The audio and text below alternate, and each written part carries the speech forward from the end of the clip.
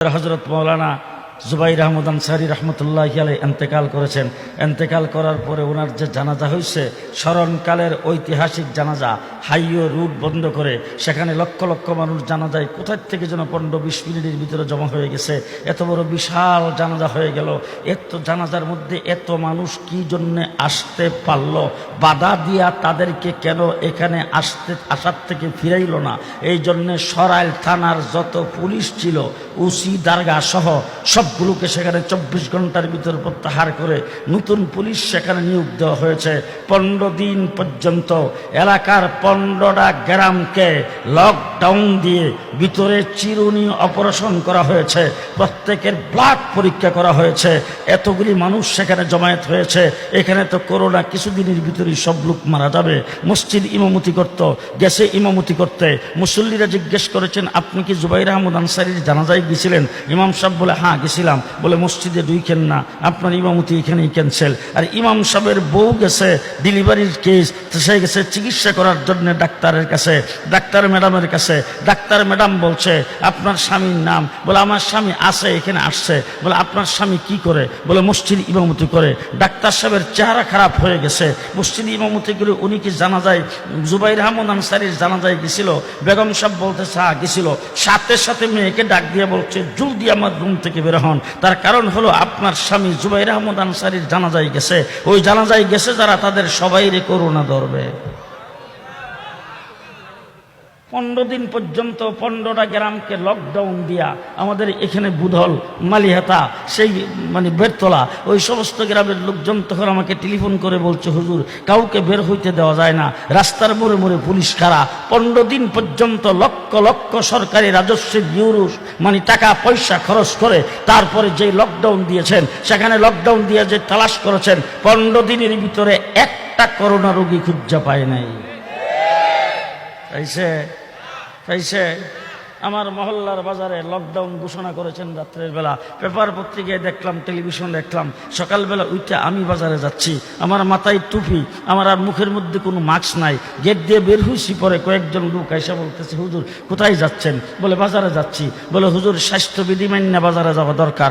Police এখানে check করে করে একজন একজন করে ঢুকাইতেছে। আমি আর মাস্ক টাক্স না লাগাই দেখি সামনে কি হয়। যায় দেখি বিশাল বড় লম্বা লাইন। আমি লাইনের আগে গেলাম, যাওয়ার পর একজন ডাক দিয়ে বলতেছে, এই হুজুরে ঢুকতে দে, হুজুরে ঢুকতে দে। আমি গেছি, পরে দেখি আমার 3 ফিট পরে আরেকজন। গেইটে যখন গেছি তখন একজন আইসা আমার শরীর থেকে এইভাবে চেক করছে আর বলে, হুজুর এই চিপা গেটটার ভিতর দিয়ে যান। আমি জিজ্ঞেস করলাম, এটার ভিতর দিয়ে গেলে কি হবে? বলে, আপনার শরীরের তাপমাত্রা সেখানে মাপা হবে, জ্বর মাপা হবে। আবার বলতেছে, হুজুর গেইটের পাশে সাবান পানি রাখা আছে, ওই পানি দিয়ে হাতটা ভালো করে ধুয়ে যান। এইভাবে তারপরে ভিতরে ঢুকলাম। দুইকে ওখান থেকে বাজার করে যখন বের হয়ে আসলাম, পরের দিন বাজারে যাইতেছি আর মনে মনে ভাবতেছি, আজকে জানি কি হয়। যাই দেখি গেইটের ভিতরে কে কিসের চেকিং আর কিসের কি, বেড়া বিডি সব একত্রিত হয়ে ঢুকতেছে। যে গেটটা লাগাইছিল, গেটটা ড্রেনে পড়া।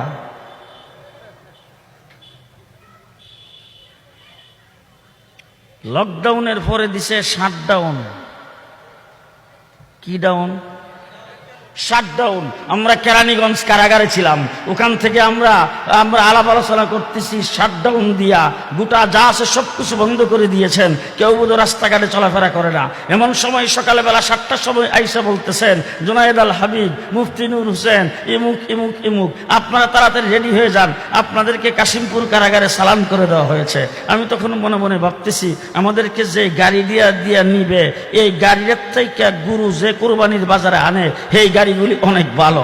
সুতরাং আমাদের এই গাড়ি দিয়ে যাইতে বড় কষ্ট হইতো। একটা কাজ ভালো হয়েছে, যেহেতু শাটডাউন, রাস্তায় কোনো গাড়ি টাড়ি থাকবে না, এখান থেকে উইটা টান দেবে, কোথাও ব্রেক করা লাগবে না, ডাইরেক্ট কাশিমপুর চলে যাব। গেটটার থেকে বের হয়ে খালি মেন রোড উঠছে, উড়ার পরে দেখি গাড়ি আর সামনে বাড়ে না। জানালার ফাঁক দিয়ে তাকায় দেখি রিক্সা, ভ্যান একবারে সারা রাস্তা দখল করে নিয়েছেন। বড় গাড়ি নাই, এক্সপ্রেস ওয়ে রুট সবটা তাদের দখলে। এক একটা রিক্সা ভ্যানের মধ্যে 3জন 4জন করে গাদা গাড়ি করে উঠছে। কিসের মাছ, কিসের স্বাস্থ্যবিধি? চতুর্দিকে তাকায় দেখলাম রাস্তার কিনারে পানের দোকানের সামনে মানুষ, চার দোকানের সামনে মানুষ। আর যেই দেশের মানুষ লকডাউন আর শাটডাউন মানে নাই, বাণিজ্য মেলায় মানুষ গাদাগাড়ি করে চলেছে, গরুর বাজারে মানুষের অভাব নাই, মাছের বাজার আর তরকারির বাজারে মানুষের অভাব নাই, স্বাস্থ্যবিধি কোনো অবস্থাতেই যেই দেশের মানুষ মানে নাই, সেই দেশে বিশ্বের মিডিয়া প্রমাণ করেছে পৃথিবীর জমিনে করোনায় সবচাইতে বড় ক্ষয়ক্ষতি কম হয়েছে বাংলাদেশে।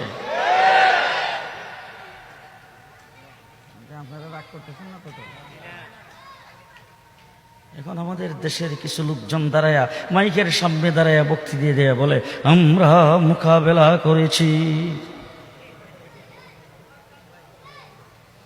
এখন আপনারা কি বলেন? মোকাবেলার কারণেই তো হয়েছে।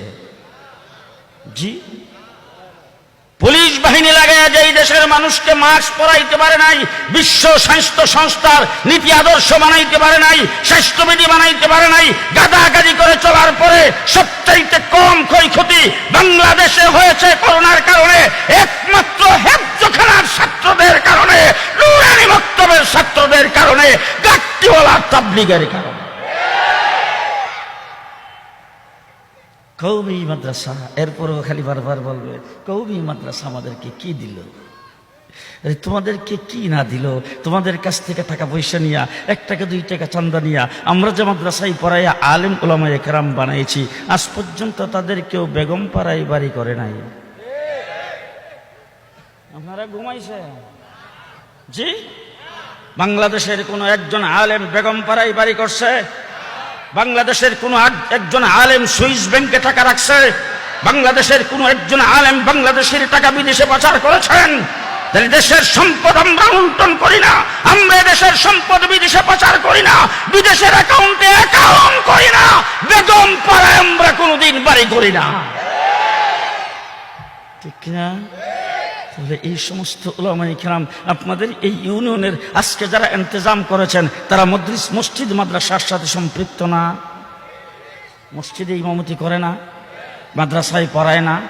তাইলে মসজিদে যে পড়ায়, মসজিদে যে ইমামতি করে, মাদ্রাসায় যে পড়ায়, মক্তবে যে পড়ায়, তারা কিসের কাজ করে? কথা বলেন। দিনের কাজ। কিসের কাজ? কিসের কাজ? দিনের কাজ। তাইলে তারা যদি দিনের সর্বোচ্চ কাজটাই করে থাকেন, কারণ একজন মাদ্রাসার ছাত্র সেখান থেকে বের করবেন, তার দ্বারা হাজার হাজার মানুষ সেখানে হেদায়েত হবে। ও আমার ভাইরা,